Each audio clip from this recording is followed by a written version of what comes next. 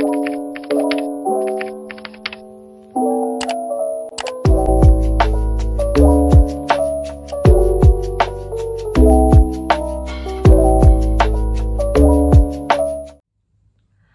semuanya, Assalamualaikum warahmatullahi wabarakatuh. Perkenalkan, saya dengan Gevira Rahmatilsa Aritusa atau bisa dipanggil dengan Gevira dari Sarjana Terapan Kebidanan semester 3 Poltekkes Kemenkes Yogyakarta.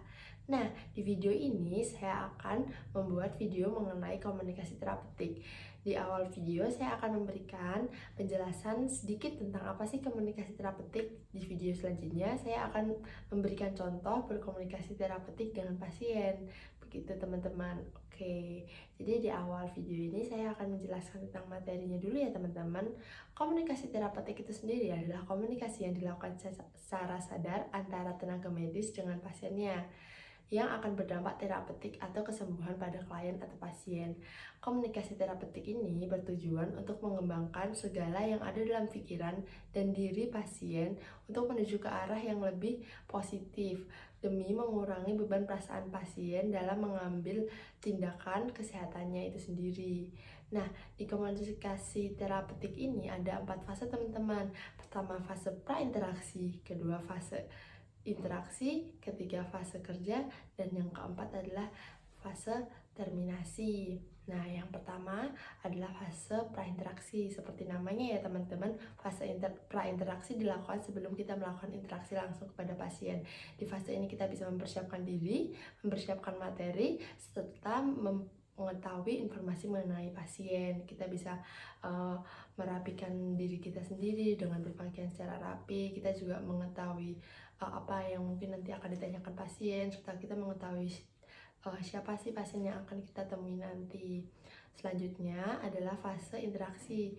Ini adalah fase intinya ya teman-teman. Fase interaksi ini kita akan bertemu langsung dengan pasien. Di sini kita akan menunjukkan kelebihan dari kita. Di fase ini kita harus menerapkan salam terapeutik. Salam terapeutik bisa disingkat dengan TSP. Apa sih itu TSP? Tatap, senyum, dan sapa. Tatap, ketika kita berbicara dengan pasien, kita bisa melakukan eye contact dengan pasien.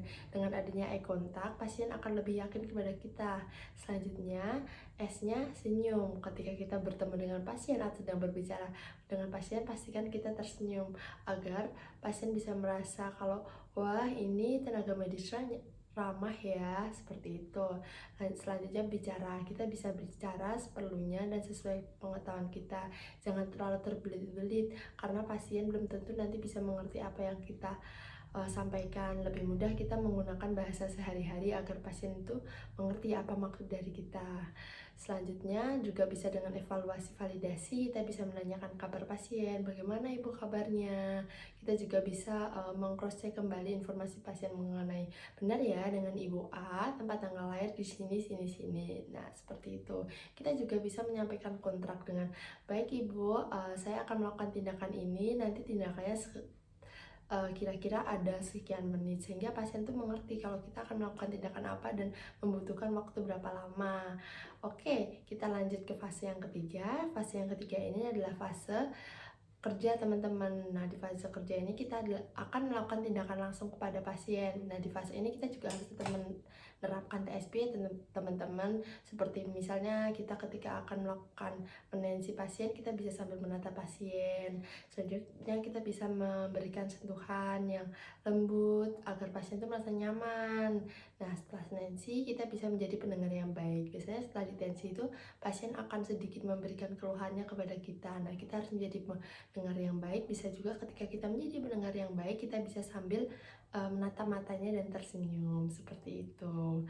Dan yang fase terakhir adalah fase terminasi. Nah, di fase ini kita bisa menanyakan bagaimana sih perasaan pasien setelah kita melakukan tindakannya tadi, apakah sudah sesuai kontraknya. Terus kita bisa menanyakan kembali apakah ada pasien apakah kurang jelas dengan penjelasan yang telah disampaikan tadi, atau kita juga bisa memberitahu dengan baik Ibu, nanti kita bisa bertemu lagi ya, di tindakan selanjutnya 3 hari lagi kita kontrol lagi. Nah seperti itu agar pasien tuh mengerti apa tindakan yang akan dilakukan selanjutnya.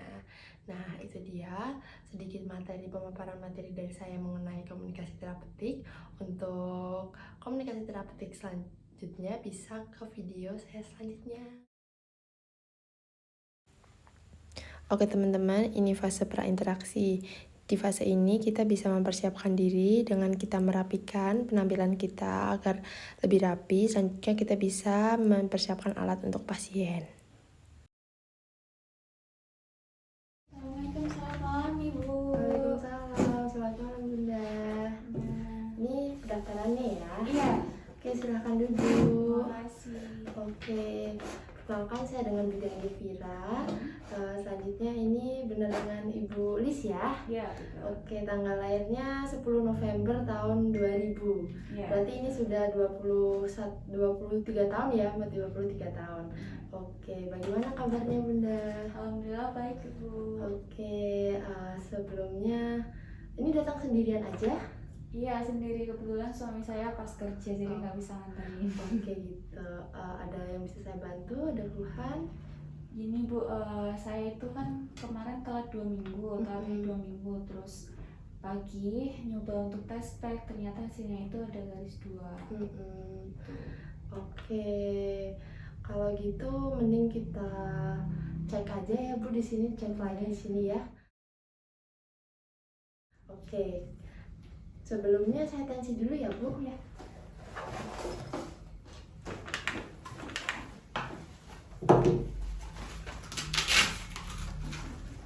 Isi ya.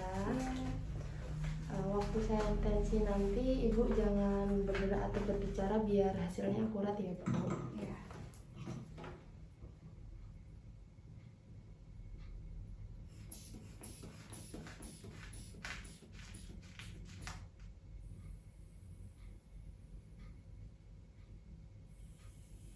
Oke, hasilnya 120/90 ya Bu, normal.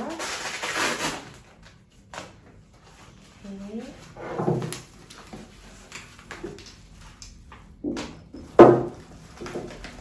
Baik, ini saya kasih kom, nanti Ibu bisa ke kamar mandi di sebelah ruangan saya ya. Oh ya, siap. Iya.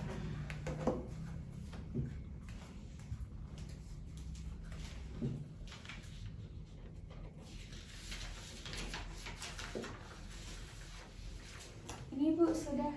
Oke, sudah ya. Ini saya pakai test packnya ya. Ini masih baru ya Bu. Iya. Kita tunggu 5 menit sambil apakah Ibu ada keluhan lain? Ini sih Bu, saya itu kayak mual-mual, terutama itu pagi hari.